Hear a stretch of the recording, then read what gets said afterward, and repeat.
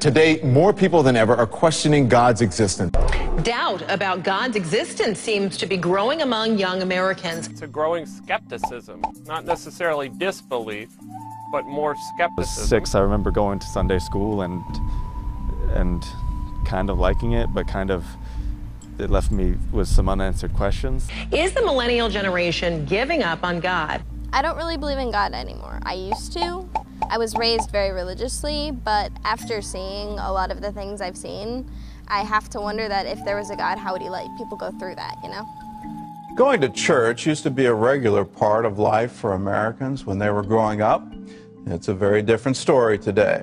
Young people are less involved in the church than ever.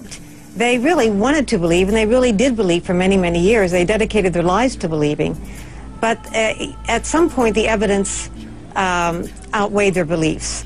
I have had a few friends who have stopped, who have left our church that we've been in, and they've gone and just fallen